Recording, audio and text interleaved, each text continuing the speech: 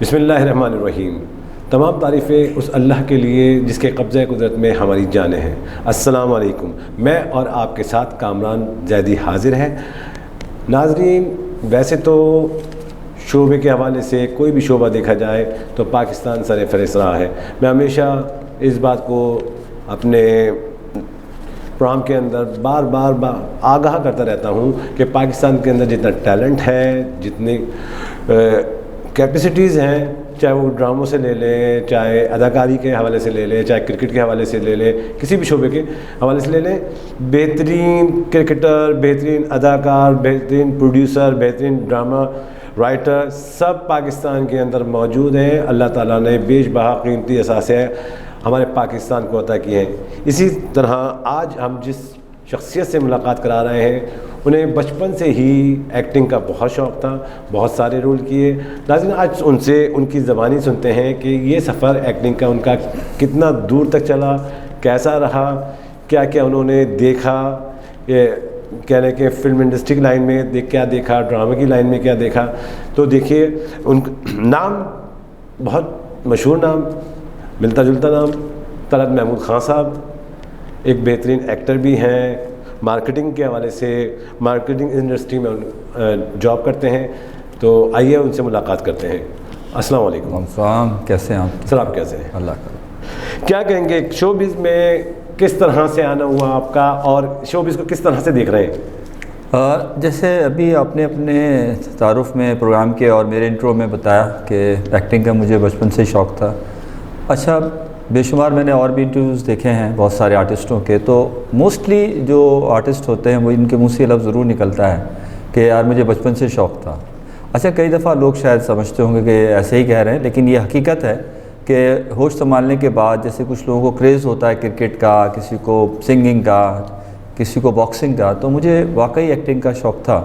और मैं टीवी के जो ड्रामास वगैरह आते थे तो बहुत ही दिमाग से देखता था। तो एक रोज़ मैंने अपनी वालदा को कहा, मुझे अच्छी तरह आज याद है कि पीटीवी का एक ड्रामा चल रहा था, कि मैंने कहा अम्मा इंशाल्लाह बहुत जल्द आप देखेंगे कि मैं इसी स्क्रीन पर आपको कुछ ना कुछ एक्टिंग में करके दिखाऊंगा। और उस वक्त मेरी उम्र बहुत कम थी।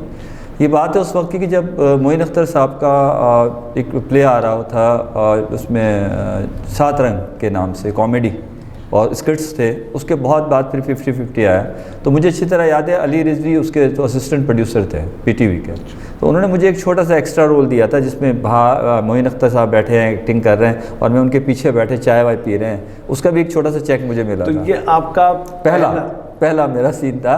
तो मैंने मुझे अपने घर आके मैंने बताया अपनी वालदा को और सबको जमा किया कि देखो जी मेरा सीन आएगा और आप देखिएगा उसको। तो सीन ज़रा सी देर में आया और ख़त्म हो गया। बस वो बात कर रहे हैं और मैं चाय पी रहा हूँ, थोड़ी दूर से दिखाया मैंने, देखे वो मैं हूँ। आपने तो पुराने एक्टर्स को भी देखा है, तो क्या कहेंगे नए फनकारों में और पुराने फनकारों में आप कैसा फ़र्क महसूस करते हैं? देखिए, पुराने जो आर्टिस्ट थे, पीटीवी की बात मैं अगर करूं तो आप देखा होगा आपने कि अनकही तन्हाइयाँ, बहुत से ऐसे प्ले, जोक सयाल, बहुत सारे ऐसे तारीख़ी ड्रामे आए, बाबर, आखिरी चट्टान, कि जो लोग अपनी शॉप्स बंद करके जल्दी घर चले आया करते थे और 8 से 9 बजे वो ड्रामा देखा करते थे। अच्छा, एक ही चैनल था उस वक्त, एसटीएन भी नहीं आया था और दूसरे चैनल्स भी नहीं थे, इतना कंपटीशन भी नहीं था। मैं समझता हूँ उस टाइम के जो प्रोड्यूसर्स थे और जो डायरेक्टर्स थे, स्पेशली पीटीवी के, तो वो बड़ा, मैंने भी वहाँ जायज़ा लिया, मैं गया और मैंने काम किया उसके बाद, तो मैंने देखा कि वो बड़ा प्रोफेशनल लोग थे। पहले के जो लोग थे, मैं कहता हूँ आज के निस्बत तो बहुत प्रोफेशनल थे और वो रिहर्सल कराते थे, आर्टिस्ट को अच्छे से स्क्रिप्ट याद कराते थे, उसके साथ केमिस्ट्री बनाते थे, काम लेना जानते थे। मोहसिन अली जैसे, अली रिजवी, कासिम जलाली, अपना जो सायरा काज़मी, हारून रिंद, आपने इनमें से किसी के साथ काम करने का मौका मिला? मुझे शर्फ हासिल है। जैसे मैंने आपको बताया कि मैंने पहला सीन जो किया था वो तो एक एक्स्ट्रा रोल था छोटा सा, और उसके बाद मैंने एक्स्ट्रा रोल में और 2-3 दफ़ा काम किया, आखिरी चट्टान, और उसमें भी मेरा बहुत छोटा सा रोल था। लेकिन ड्रामा बाबर में मुझे पहली दफ़ा कुछ लाइनें बोलने का मौका मिला। कासिम जलाली साहब ने मुझे ड्रामा बाबर में अदाकार बाबर के साथ एक सिपह सलार का एक रोल था वो दिया था, जिसमें मुझे कुछ 1-2 लाइनें बोलनी थी, लेकिन वो मेरी पहला अटैम्प्ट था। उसके बाद फिर दूसरे तीसरे ड्रामे मुझे अच्छी तरह याद है कि सायरा काज़मी, मुझे ये एजाज़ हासिल है कि सायरा काज़मी का एक प्ले था निजात, जो असगर नदीम सैयद साहब ने लिखा था। नोमान एजाज भी थे। जी जी, बहुत मशहूर वो प्ले था और वो कई दफ़ा रिपीट हुआ PTV 2 से भी। जी जी। उसमें मेरा इंस्पेक्टर का रोल था, SHO का। अच्छा। और मेरे पहले सीन में 7 लाइन्स थी जो मैंने बोली, उसके बाद दूसरा भी सीन था। तो मुझे पहली दफ़ा जो ब्रेक मिला सायरा काज़मी को उस बड़े प्ले से मिला, लेकिन उसके बाद कुछ ऐसा सेटबैक हुआ कि मेरी जो प्रोफेशनल लाइफ है मार्केटिंग की वो इतनी हैवी है कि उसमें रहते हुए आप या तो वो कर लें या फिर आप एक्टिंग कर लें। तो चले, वो तो एक प्रोफेशनल लाइफ है, जाहिर सी बात है, बड़ा मुश्किल होता है। निजात के अंदर आपने 7 लाइनें बोली। जी। कितनी देर लगी? हाँ, ये बड़े कमाल की बात है कि सायरा काज़मी ने मुझे बुलाया। असल में उसी लम्हे एक और ड्रामा हो रहा था, आदम हव्वा और औरत, और वो ज़हीर खान साहब कर रहे थे और उसमें मेरा एक छोटा सा सीन था। लेकिन उसी लम्हे मुझे एक कॉल आ गई सायरा काज़मी की कि आपने मुझसे एक दफ़ा बात की थी तो आ जाए, मेरे पास काम है। तो मुझे जब पहली दफ़ा स्क्रिप्ट दिया तो मेरी तो खुशी का यकीन करें कोई इंतहा नहीं थी, क्योंकि एक आर्टिस्ट की लाइफ ये होती है कि उसको स्क्रिप्ट दिया जा रहा हो और उसको कुछ कहा जा रहा हो कि अब आपने पहले बार कुछ बोलना है। तो मैंने जब वो स्क्रिप्ट लिया तो मैंने उनसे पूछा कि मैडम मैं इसमें क्या बोलूं, क्योंकि उसमें 5-6 कैरेक्टर थे। थाने का सीन था, इंस्पेक्टर का रोल है, हवलदार है, अच्छा अखबारी रिपोर्टर बैठा है, गुंडा जो है असलम डाटर है, और मौलवी है, और एक वकील है। अब मैंने कहा मैं वकील हूँ, मैं कौन हूँ? तो उन्होंने कहा आपने इंस्पेक्टर की लाइनें बोलनी है। अच्छा, मैं प्रैक्टिस करके गया था, मैं अपने ज़ात में एक्सरसाइज करके गया था। मैंने इंस्टीट्यूट से नहीं लिया था, किसी से कोर्स ना किसी से सीखा था, एक्टिंग देख देख के सीख रहा था। कॉपी कैट, जैसे बिल्ली की आवाज़ बच्चा निकालता है म्याऊं, डॉग की आवाज़ निकालता है, शेर की आवाज़ निकालता है, तो मैं एक्टिंग को देख देख के सीख रहा था। तो मुझे उन्होंने कहा कि ये स्क्रिप्ट बोलें, तो मुझे अच्छी तरह याद है जो मैंने पहली लाइनें बोली थी, मैं आपको बोल के बताता हूँ। तो उन्होंने कहा कि इंस्पेक्टर की लाइनें बोलें, तो मैंने कहा अच्छा जी मैं बोलता हूँ। तो मैंने कहा देखिए मेरे ख्याल में इन्होंने जो कुछ किया एक डॉक्टर की हैसियत से किया, आप ज़रा तहम्मुल से काम लीजिए, जिनका बच्चा मरा है वो तो खामोश बैठे, और एक इंक्वायरी ऑफिसर आ रहा है जो इस केस की जांच पड़ताल करेगा। वो सब 7 लाइनें थी। तो सायरा काज़मी साहब सायरा काज़मी साहबा ने उसी लम्हे का बस आप वर्दी पहने और सेट पर आ। अच्छा, जब मैं सेट पर आया तो कैमरे लगे हुए थे और सब कुछ तैयार था, और एक इंस्पेक्टर कम था, उन्होंने कहा कि आप कर लें इसको। लेकिन उन्होंने मुझे कहा कि हम कैमरा थोड़ा टॉप पे रखते हैं, आप स्क्रिप्ट रख लें नीचे और देख के इसको पढ़ लीजिएगा, क्योंकि 7 लाइनें आपको याद नहीं हो सकती। लेकिन मेरा जुनून और शौक़ इतना था कि मुझे वो पूरा याद था। मैंने कहा मैडम ये स्क्रिप्ट आप ले लें, मुझे याद है। और मुझे ये प्राउड हासिल है कि सायरा काज़मी ने असलम डाटर से कहा, मरहूम अल्लाह उनको अच्छी जगह दे, कि लाटर तुम कुछ ख्याल करो कि ये नया आर्टिस्ट है, इसको हमने लाइनें दी हैं और परफेक्शन से बोल रहा है, और तुम अपनी चौथी लाइन में हैंग हो रहे हो। तो ये मेरे लिए तो एक सर्टिफिकेट था। अच्छा, आप कैसा देख रहे हैं आजकल के सोशल मीडिया के हवाले से, जो शॉर्ट फिल्में आती हैं, तालिब इल्म जो है कोशिश कर रहे हैं इसमें काम एक्टिंग करने की और प्रोड्यूस करने की और डायरेक्ट करने की, अच्छे मैसेजेस दे रहे हैं, इसको आप किस तरह देख रहे हैं? हाँ, ये बड़ा आपने कीमती और बड़ा प्रोफेशनल सवाल किया है, बड़ा ऑथेंटिक सवाल किया है। और ऑडियंस अगर इसे सुन रही होगी, या वो लड़के या लड़कियां इसे अगर देख रहे हैं इस प्रोग्राम को, जो ये एफ़र्ट्स कर रहे हैं, तो इसमें बहुत अच्छा भी कर रहे हैं और बहुत बुरा भी कर रहे हैं। बस अच्छा इस सेंस में है कि कुछ ना होने से कुछ होना बेहतर होता है, आदमी प्रैक्टिस कर रहा होता है। अच्छा, बुरा इस लिहाज से है कि जब वो किसी काम को देखें, नीम हकीम दुश्मन जहाँ होता है ना। अगर मैं डॉक्टर नहीं हूँ और आपको मैं सजेस्ट करूँ ये मेडिसिन लें और आपकी तबीयत बिगड़ जाए तो ज़िम्मेदार मैं हूँ। हर फ़न को थोड़ा समझना चाहिए, उसे थोड़ा सीखना चाहिए और थोड़ा ट्रेंड होना चाहिए आपका। अनट्रेंड तरीके से जब आप घुसते हैं, तरीके से जब आप घुसते हैं तो प्रोफेशनली आप अपने आप को डैमेज करते हैं। बिल्कुल, ऐसा मेरा सोचना है। तो आप क्या समझते हैं कि ये अनट्रेंड, अब जाहिर सी बात है सोशल मीडिया है, लोग कोशिश तो करते हैं, तो इसके बारे में क्या कहेंगे कि कोशिश करें, लेकिन कोशिश करने के साथ अगर मैं कह रहा हूँ कि आप ऑन स्क्रीन आकर, जैसे मैंने आपसे अभी एक जुमला कहा, आप इसे ज़रा गहराई से समझिएगा। मैंने कहा कि जब मुझे सायरा काज़मी ने पहली दफ़ा स्क्रिप्ट दिया और मैंने इतनी अच्छे से बोल डाला जिसकी मेरी ऑलरेडी प्रैक्टिस थी।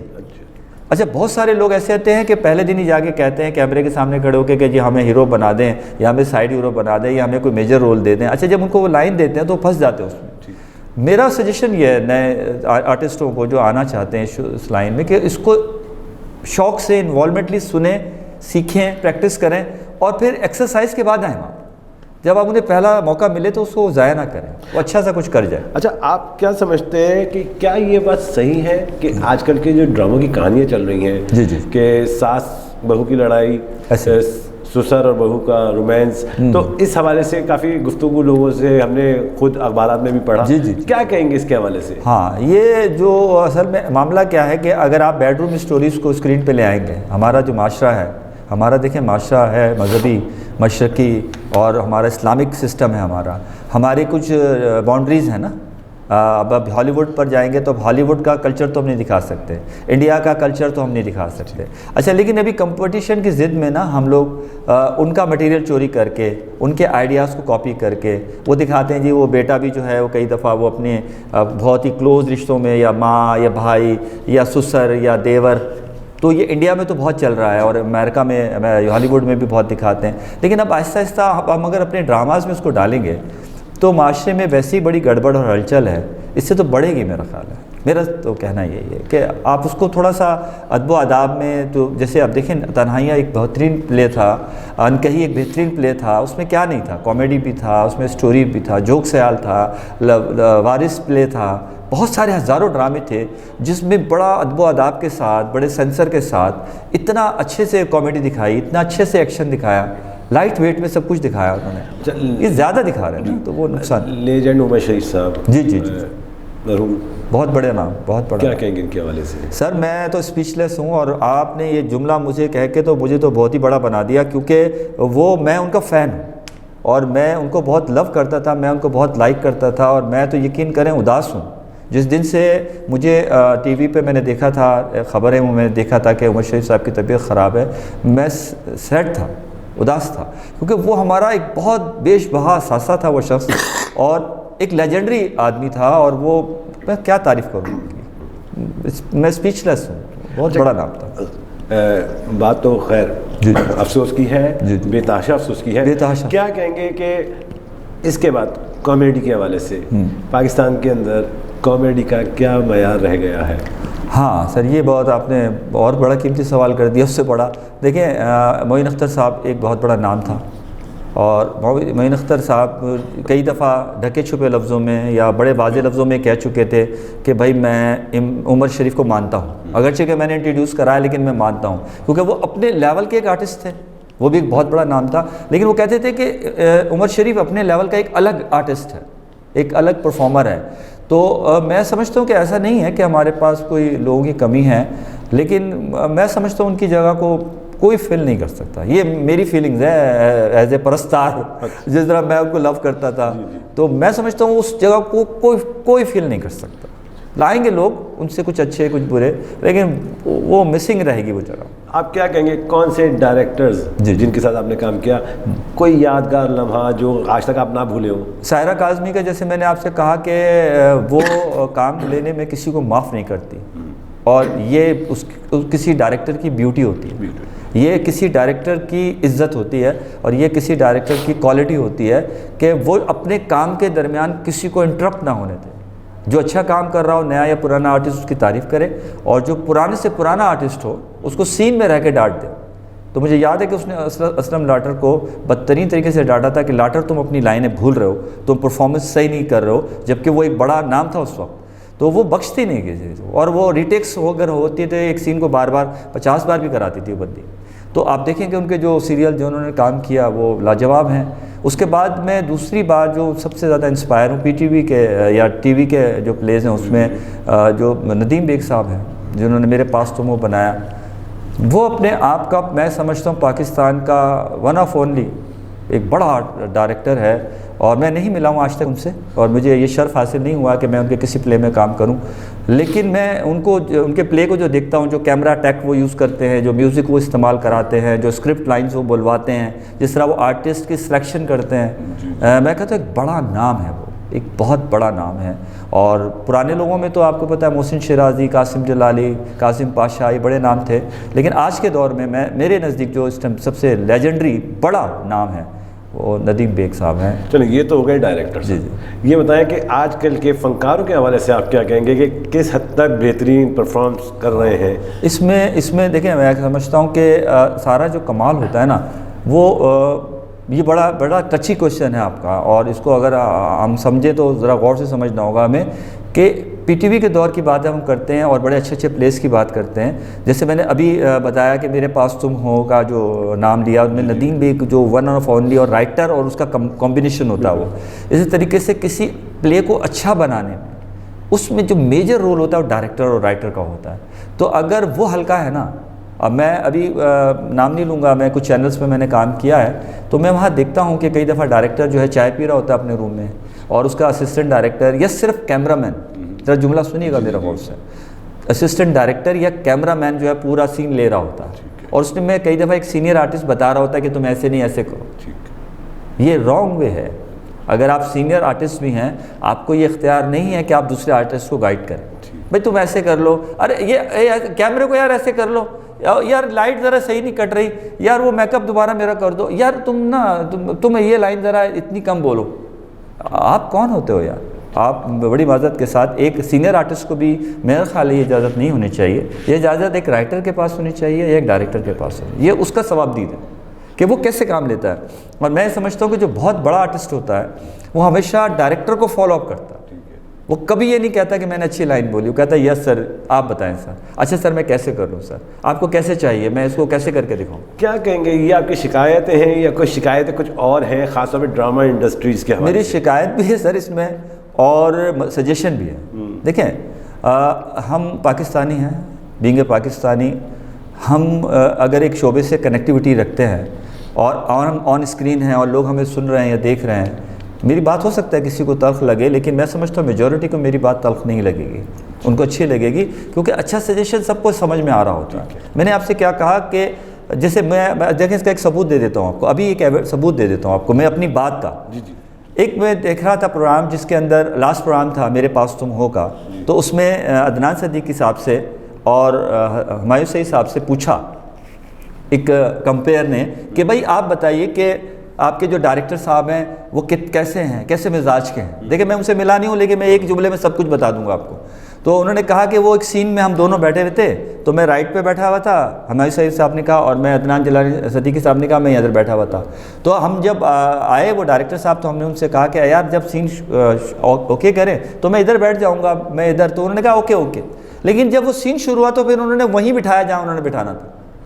तो डायरेक्टर जो होता है ना सर, डायरेक्टर के दिमाग में चीज़ें कंसीव हुई होती, वो आइडियलाइज किया हुआ होता है कि इसने जो कोट पहना है और इसने जो कोट पहना है, इसके कलर का कोट ये है और इसके पीछे का जो सीन है या सीनरी है या जो फ्लावर है उसको ज़्यादा अच्छे लगेंगे, इसका राइट हैंड से बोलना अच्छा लगेगा, इसके लेफ्ट हैंड से बोलना अच्छा लगेगा।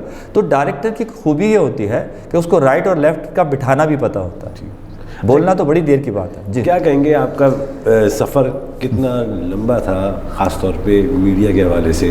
घर वालों ने सपोर्ट की, नहीं की? शादी हुई, शादी के बाद जी जी जी आपकी बेगम ने आपको सपोर्ट किया, आपके बच्चे ने आपको सपोर्ट किया? ये तो मैं एक साथ बहुत सारे सवाल कर दिए, उसको मुख्तसर कर लेता हूँ। जब मैंने आपको बताया कि निजात में मैंने काम किया और तो उसके बाद मेरी जगह कोई और होता तो ड्रामा इंडस्ट्री को नहीं छोड़ता। मैंने उसके बाद 15 साल काम नहीं किया, और वो इसलिए नहीं किया कि मेरी जो मार्केटिंग की लाइन थी उसमें मुझे बहुत ज़्यादा टाइम देना होता था। तो मुझे लगता था कि अगर मैं एक्टिंग की तरफ गया तो मैं वो मुझे मेरी जॉब जाएगी, मेरा प्रोफेशन जाएगा, जिसमें मैंने हाईएस्ट लेवल पे काम किया 2003 तक। तो उसके लिए मुझे कुर्बानी देनी पड़ी, मुझे छोड़ना पड़ा 15 साल, शोबिस से दूर रहा मैं, वरना अब तक आप मुझे बहुत नुमाया लोगों में देख रहे होते। 15 साल मैंने कुर्बानी दी, लेकिन मैं 15 साल तक जो भी ड्रामा देखता था या फिल्म देखता था तो मेरा शौक़, मेरा दिल वही था कि यार मैं वहीं जाऊंगा, दोबारा वहीं जाऊंगा। तो मेरे साथ बड़ा हसीन सा वाक़या है ये कि मैंने छोड़ दिया था 15-16 साल। तो मेरे साथ एक वर्कर काम करती थी, तो वो एक प्रोडक्शन हाउस में कोऑर्डिनेटर भी थी, आर्टिस्ट प्रोवाइडर थी। तो मेरी जब कभी बात होती थी निजात के हवाले से या मैंने छोड़ दिया है, तो वो मुझे कहती थी सर मैं कभी कोई काम आपको दूँ? तो मैंने कहा अरे मैं अभी भी नहीं कर रहा, अभी मैं और बिज़ी हूँ। तो एक रोज़ उसने मुझे कॉल किया, उसने कहा एक फ़िल्म में आपको कास्ट कर लिया है। तो मैंने कहा मजाक कर रही है, मैं एक ड्रामे में, निजात में एक थोड़ा सा सीन किया हुआ आर्टिस्ट, तो मुझे अचानक ये कह रही है कि फ़िल्म में मुझे डायरेक्ट कास्ट कर लिया है और वो आपको ब्लॉक कर दिया है, आपकी तस्वीरें मैंने भेजी थी। अरे मैंने कहा यार ये ऐसे ही मजाक कर रही है। तो मैं सेकंड डे उसने मुझे बुलाया और मुझे शूट पे ले गई। वो शूट पे जब हम गए तो फिल्म का नाम है अगर मगर, अभी आने वाली है, और खालिद अनम साहब के साथ मेरा वो सीन है पहला। अच्छा, मैं अभी सवाल यही कर रहा था जी, जी। क्या फिल्म के हवाले से भी जी जी, आपने फिल्म काम के हवाले से बता रहा हूँ। तो फिल्म अगर मगर आने वाली है मेरी और रिकॉर्ड हो चुकी है। तो मेरा एक जस्ट उन्होंने मुझे जो कोऑर्डिनेटर था उसने कहा आपका सिंगल वन सीन है और आपका उनके साथ कॉमेडी कुछ मुकालमा है, लेकिन वो सीन इतना अच्छे से पूरे दिल और इन्वॉल्वमेंट से, क्योंकि 15 साल से 16 साल से मैं रुका हुआ था, मैंने कहा यार आज कर तो जितना आता है। तो वो इतना मेरे से कुछ अच्छा हो गया कि जो वो कोऑर्डिनेटर और डायरेक्टर्स थे उन्होंने मुझे अंदर कमरे में बुलाया और उन्होंने कहा कि हम आपके सीन को कंटिन्यूटी में बढ़ा रहे हैं। तो मुझे 6 से 7 सीन उन्होंने उस फिल्म में बढ़ा दिए और वो सब रिकॉर्ड हो गए। फिल्म जो है एडिटिंग में ख्याल कंप्लीट हो चुकी है। अब जब सिनेमास खुलेंगे तो आप देखेंगे वो फिल्म। तो वो फिर उसके बाद फिर ड्रामाज में काफ़ी सारे कुछ प्ले मैंने किए, कुछ कमर्शियल्स किए। उसके बाद फिर वो शौक भड़क उठा ना। और लास्ट अभी एक मेरी फिल्म है जो आने वाली है, घबराना नहीं है। उसमें मेरा डीएसपी का रोल है, साइड विलन का, और एक बड़ी मेगा फिल्म है वो, और उसमें जाहिद साहब इंट्रोड्यूस हो रहे हैं फर्स्ट टाइम। तो एक बड़ी फिल्म है वो भी आ रही है। कुछ कमर्शियल्स में भी मैंने काम किया और कुछ और प्लेस में जिसमें लॉयर का, वकील का, डॉक्टर्स के, इस तरह के सीन्स किए। अच्छा, फिल्म में काम किया आपने, ड्रामों में काम किया आपने, कमर्शियल्स किए। जी जी। आप क्या समझते हैं तीनों में कितना क्या क्या फ़र्क है, खासतौर पे एक्टिंग के हवाले से? कमर्शियल किस तरह से है, ड्रामा किस तरह से, और फिल्म किस तरह से? हाँ, ये भी बड़ा अच्छा सवाल है आपका। बड़े बारीक क्वेश्चन करते हैं आप और गहरे क्वेश्चन करते हैं, क्योंकि शोबिस से आपको रग़बत है, आप उसको जानते हैं। देखिए, मुझे याद है कि मैंने एक कमर्शियल किया था जिसमें मैं सुबह गया था वहाँ 9 बजे, और वो एक कमर्शियल की जो शूट था वो रात 11 बजे में वहाँ से निकला। और वो एक हेलीकॉप्टर का सीन था और बनाया हुआ था वो फर्जी, वो आप पता ही आपको, ड्रामेटिकली बनाया होता है अपना। और उसके अंदर वो आप बैठे हैं, वो चास हिल रहा है, हिलते हिलते यकीन करे कमर रह गई थी मेरी। लेकिन वो 1-2 मिनट का कमर्शियल पूरे दिन लग गया उसमें, पूरा दिन। और उसके रीटेक्स में उसको, क्योंकि आपको पता है वो एक दफ़ा बनता है 1-1.5-2 मिनट का, तो उसको बारहा चलाया जाता है। तो उसकी बड़ा कंसीव करते हैं वो कमर्शियल्स के लिए आर्टिस्ट को कि वो बिल्कुल 100% अपनी परफेक्शन दे। और मैंने कई कमर्शियल्स किए हैं। ड्रामे का क्या है कि ड्रामा भी, जैसे मैंने आपसे कहा, इतनी ही रिक्वायरमेंट मांगता है, लेकिन अगर डायरेक्टर सिफारशी हो, बेचारा पर्ची पे आया हो, उसकी वाइफ उस चैनल की डायरेक्टर हो, है ना, ऐसा होता है और वो बहुत अमीर आदमी हो, उसने बहुत से पैसे दे के वहाँ आ गया हो, या उसने अमेरिका से कोर्स कर लिया हो और वो फुली ट्रेंड ना हो, तो वो काम लेना नहीं जानता आर्टिस्ट से। अच्छा, जब वो काम लेना नहीं जानता तो आप ड्रामे आजकल देखें कि बहुत सारे ड्रामों में बिल्कुल ऐसी लाइट वेट में काम करा रहे होते हैं। वो रोने का सीन है लेकिन फीलिंग ही नहीं आ रही आपको, हंसने का सीन है आपको हंसाए, आप हंस नहीं पा रहे। देखिए, ड्रामे का मकसद ये है कि अगर वो हंसा रहे हैं तो आप हंसें, वो रुला रहे हैं तो आप रोएं, वो डरा रहे हैं तो आप डरें, वो खौफ दिला रहे तो आपको खौफ आए, सीन में कुछ तो फील हो आपको। लेकिन जब आपको फीलिंग लेस होते हैं आप, तो समझ लीजिए जो ड्रामा देख रहे हैं आप वो बेकार है। तो आप ये बताइए ना कि फ़र्क क्या महसूस किया आपने खासतौर पे फिल्म और ड्रामों के एक्टिंग के हवाले से? हाँ, एक्टिंग के हवाले से मैंने कहा आपसे, जैसे कि अगर आप कमर्शियल्स में जाएंगे तो आपका 100% निचोड़ लेंगे वो आपके अंदर होना चाहिए। आपकी आई कांटेक्ट, आपका एक्सप्रेशन, आपका बॉडी लैंग्वेज, आपको कैमरे की समझ, सारा कुछ आपको आना चाहिए, या नहीं तो वो आपसे ले लेंगे काम, क्योंकि वो पूरा आपको निचोड़ लेते हैं, आपका वो सीन में सारा काम आपसे ले लेते हैं। लेकिन एक्टिंग के अंदर मोस्टली डायरेक्टर सही काम नहीं लेते, ये मेरा अपना पॉइंट ऑफ व्यू है। मैं सब पे ये एलिगेशन नहीं लगा रहा, लेकिन ज़्यादातर डायरेक्टर्स लाइटली उसको लेते हैं, ज़्यादातर सैलरी पर है। हाँ, ड्रामे में सैलरी पर है मेरा ख्याल है, या उनका कोई शौक़ नहीं है, बोले चलो हो रहा है, बस हो रहा है। लेकिन अगर ड्रामे के एक एक सीन को बड़ी मेहनत के साथ बनाया जाए, पूरे दिल और दिमाग के साथ, पूरी शिद्दत और जुनून से बनाया जाए, तो ड्रामे का फिर देखने का मज़ा आता है, मेरा ऐसा मानना है। फिल्म के हवाले से? हाँ, फिल्म के हवाले से ये है कि देखिए, फिल्म में भी बड़ा कंसीव किया जाता है काम, देखा जाता है, डायरेक्टर का, प्रोड्यूसर का पैसा लगा होता है, तो वो देख रहा होता है कि डायरेक्टर से अच्छा काम ले। अगर से कि कहीं डायरेक्टर अपनी डंडी मार जाता है, कभी काम कम और ज़्यादा हो जाता है, फिल्म की बैड लग है, नहीं चलती, स्क्रिप्ट अच्छा नहीं होता, एक आधा आर्टिस्ट गलत होता है, वो अलग बात है। लेकिन प्रोड्यूसर चूँकि पैसा लगाया हुआ होता है और वो एक कमर्शियल बेस सारा होता है, तो उसमें ज़्यादा मेहनत करनी पड़ती है। तो ड्रामों में लोगों को रिलीफ, हम जाते हैं कई दफ़ा, मैं बहुत से ड्रामों में गया हूँ, तो उनको मुझे उसी टाइम वो सीन देते हैं, उसी टाइम पढ़ें। आप इससे पहला सीन क्या था वो नहीं बताते, इसके बाद का सीन क्या है नहीं बताते, आपकी हैसियत औकात सीन में क्या है ये नहीं बताते। तो फिर आप कैसे कह सकते हैं कि तो बस फिर वो आप अंदाजे से 100% तो नहीं दे पाएंगे। आप कैसे देंगे, आपको पता ही नहीं कनेक्टिविटी क्या है, कनेक्टिविटी पीछे क्या है, ये वो औरत इतनी हॉरर अंदाज में क्यों देख रही है आपको, मैं लॉयर हूँ, वो क्यों हॉरर देख रही है, वो क्यों मुस्कुरा रहा है, मुझे क्या एक्सप्रेशन डालना है, भाई मुझे कुछ तो बताओ। वो कहते हैं बस आप अपनी लाइनें बोलें और सीन से निकले बाहर। अच्छा, आजकल की जो नौजवान नस्ल है किन रूट्स पर चले कि वो आगे बढ़ सके, ख़ास तौर पे मीडिया के हवाले से? जी जी। अच्छा, मैं अब आपको इसमें एक बड़ा दिलचस्प किस्म का छोटा सा वाक़या बताता हूँ। छोटा सा वाक़या, दिलचस्प सा वाक़या आपको बताता हूँ, आप बड़ा इन्जॉय करेंगे और ऑडियंस तो बहुत ही इन्जॉय करेगी। नापा आपने नाम सुना होगा, ट्रेनिंग इंस्टीट्यूट और एक्टर स्टूडियो और बहुत सारे और स्टूडियो जगहें हैं जहाँ पे आप एक्टिंग सिखाई जाती है। तो मैं जिस ऑफिस में बिजनेस मेरा अपना काम है ज़ाती, तो मेरे पास एक लड़का काम कर रहा था मार्केटिंग में। तो उसने कहीं किसी एक डिपार्टमेंट में कोर्स करने के लिए 4 साल का ट्रेनिंग कोर्स अप्लाई किया, 2-4 दफ़ा फेल हो गया, फिर एक दफ़ा प्राइवेटली वो उसने 1 साल का कोई कोर्स करना शुरू किया। तो मैंने उसको कहा कि तुम जो कोर्स करोगे, देखिए अब जुमला सुनिएगा मेरा, मैंने खुद कोई कोर्स नहीं किया हुआ, मैंने कहीं से ट्रेनिंग नहीं ली हुई। तो मैंने उसको कहा कि तुम जो कोर्स करोगे, इतने पैसे बर्बाद करोगे 4 साल, तो तुम मेरे पास आ जाओ, कोई महीना भर मैं 1 घंटा में सिखा दूंगा तुम्हें। तो उसने मेरी बात को मजाक में लिया, लेना भी चाहिए था उसको।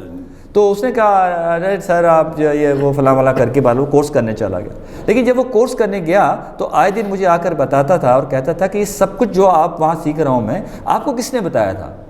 वो बताने लगा कि अमेरिकन मेथड ट्रेनिंग का ये है, इटालियन ये है, ब्रिटिश ये है, इंडियन इस तरह से एक्टिंग की परफॉर्मेंस लेवल रखते हैं, और एशियन ऐसे रखते हैं, पाकिस्तानी ऐसे रखते हैं, और एक्टर को ऐसे कंसीव करना चाहिए, ऐसे बोलना चाहिए, ऐसे डिलीवरी होनी चाहिए, ऐसे वो फीलिंग लेकर आए, ऐसे करैक्टर में डूबे। तो इस सारा कुछ तो आपने मुझे पहले बता दिया था। तो मैंने कहा भाई, अच्छा मुझसे पूछता है कि आपको किसने बताया? मैंने कहा मैंने तो किसी इंस्टीट्यूट से कोर्स ही नहीं किया। आपको जो शौक़ होता है ना, आपको जो लगन होती है, मैंने भी आपसे क्या कहा, मैंने तो टीवी पे ड्रामा देख देख के एक्टिंग सीख ली कि वो कैसे उठा, तो कैसे खड़ा हुआ, उसके आई कांटेक्ट कैसा था, उसका एक्सप्रेशन कैसे था, वो खुश हुआ तो क्या था, वो रोमांटिक में था तो क्या था। ऐसे कौन सा पर्टिकुलर किरदार है जिसे करने के बाद आप खुश हुए, चाहे वो छोटा सा ही क्यों ना हो? हाँ, ज़िंदगी में अभी तक मैंने जो काम किया है, मैंने कोई 10-15 ड्रामास में काम किया है, 5-8 कमर्शियल्स में, 2 अपकमिंग मूवीज़ में। लेकिन मैं 2 बार सिर्फ मुझे हैप्पीनेस मिली, जस्ट 2 टाइम। एक जब मैंने इंस्पेक्टर का रोल किया, क्योंकि वो मेरी एक मैं कहीं कंसीव करता था कि ऐसा करैक्टर में मैं करूं, तो वो मैंने बड़ा इन्वॉल्वमेंटली किया, पूरे जुनून से किया, कोई सायरक आदमी और वो अच्छा भी हो गया। उसके बाद दूसरा जो मैंने करैक्टर किया था, वो सिर्फ और सिर्फ मैंने किया फिल्म में डीएसपी का रोल जो किया, और जस्ट 1 शॉट है, लेकिन बहुत डिटेल शॉट है वो, और इतना हैवी है कि डायरेक्टर ने मुझे जस्ट सिंगल टाइम मुझे ये नहीं कहा कि एक लफ्ज़ कम कर दो, ज़्यादा कर दो, ज़्यादा कर दो, कम कर दो। मतलब आपके अंदर एक पुलिस वाला मौजूद है, शायद पुलिस वाला मौजूद है या एक विलन मौजूद है। मैंने ज़िंदगी में, जब मैं 18-20 साल का, 24 साल का था, तो मैंने कभी हीरो बनने की ख्वाहिश नहीं अपने अंदर रखी, जैसे बहुत सारे लोगों में होती है। वो कहते हैं यार मैं हीरोइज्म में जाऊँ, मैं चाहता था हमेशा करैक्टर एक्टर कोई रोल करूँ, जैसे किसी भिखारी का, जैसे लॉयर का ऐसा रोल जिसमें बोलने का बड़ा मैटर हो आपके पास, जहाँ कुछ करने के लिए काम हो। अभी मैं कुछ ड्रामाज में काम कर रहा था, जैसे बंद खिड़कियाँ में और इश्क ज़ह नसीब में मेरा डॉक्टर का रोल था। कंटिन्यूसली 5-6 ड्रामों में जब डॉक्टर का रोल था, तो जब मुझे काम आया, मैंने कहा देखिए मेरे हाथ जोड़े, मुझे काम नहीं चाहिए। 1 महीने का काम आया, मैंने कहा मुझे नहीं चाहिए, क्योंकि उसमें आप डॉक्टर के रोल में आप कितना एक्ट कर सकते हैं, लेकिन अगर आप विलन के करैक्टर में होते हैं तो आपके पास परफॉर्मेंस का ऑप्शन होता है। क्या कहेंगे तरा साहब के, क्या मैसेज देना चाहेंगे आज के नौजवान एक्टिंग करने वालों को, कॉमेडी करने वालों को, क्या मैसेज देना चाहेंगे?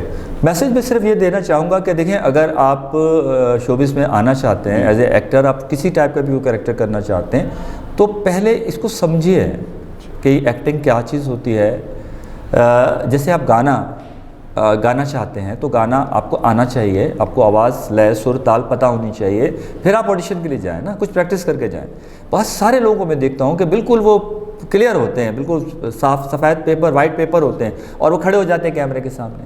वो भाई आप पहले कुछ प्रैक्टिस करके आओ, आप कुछ सीख कर आओ, या तो आप चले जाओ इंस्टीट्यूट्स में, चले जाओ कोर्सेज़ में, या देखो आप ड्रामा, टीवी, आर्टिस्टों को समझो, उनका वॉइस लेवल समझो, उनका एक्टिंग लेवल समझो, उनके डिलीवरी समझो, उनका बॉडी लैंग्वेज समझो, उनका खड़ा उठना बैठना समझ लो, वो तो सब सिखा ही रहे हैं आपको। तो क्या कहेंगे कि आज के ड्रामे में और जो पिछले ड्रामे गुजरे हैं, जी, जैसे चट्टान वगैरह, क्या कितना फ़र्क महसूस करते हैं? आप देखते हैं कि कितना फ़र्क है आज की एक्टिंग में और पहले की एक्टिंग में? छोटा सा एक, अच्छा देखिए, आज के एक्टिंग में मैच्योरिटी है, ऐसा नहीं है। जैसे मैंने आपसे कहा कि मेरे पास तुम हो, ये इस टाइप के बहुत सारे प्लेस मैंने देखे हैं, इश्क ज़ह नसीब और कई प्लेस मैंने देखे हैं, और आज भी बहुत से आर्टिस्ट बहुत जम के एक्टिंग करते हैं, बहुत अच्छी परफॉर्मेंस करते हैं। अब हमारे पास वसाइल ज़्यादा है, कैमरा टैक्टिक हमारे पास अच्छी है, साउंड सिस्टम हमारे पास अच्छा है, लोग अच्छी लोकेशंस लेते हैं। पहले पीटीवी के दौर में क्या था कि वही गत्तों के बॉक्सेस बना के एक ही फ्लैट या रूम दिखा रहे हैं, बजट कम बजट के अंदर काम करते थे। अभी क्या हाई प्रोफाइल बजट में काम करते हैं, कैमरा टेक्ट अच्छा है, साउंड सिस्टम अच्छा है, लोग अवेयर हैं, कैमरा से वाकिफ़ हैं, बाहर से कोर्सेज कर कर आए हैं। मैं सबको नहीं कह रहा, मैं कह रहा हूँ कि चंद लोग ऐसे हैं जो बहुत लापरवाही से काम करते हैं। तो मेरी उनसे दरख्वास्त है, चाहे वो राइटर हों, चाहे डायरेक्टर हों, चाहे कैमरा मैन हो, कि इससे हमारी इंडस्ट्री को नुकसान पहुँच सकता है।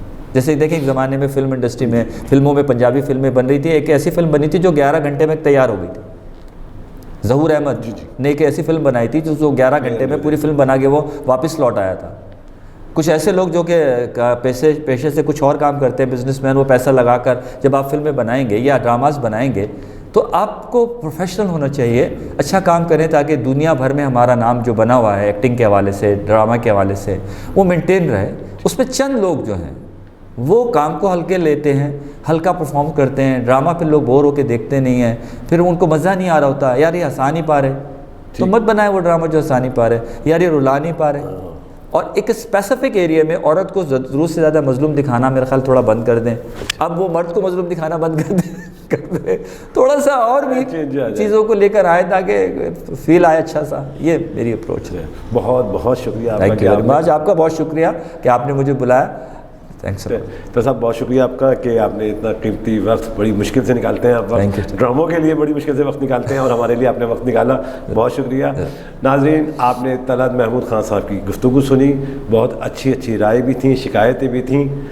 देखें, अगर आप वाकई एक्टिंग करना चाहते हैं तो तलत महमूद साहब की गुफ्तगू सुने, उन्हें समझें और उन पर अमल करने की कोशिश करें।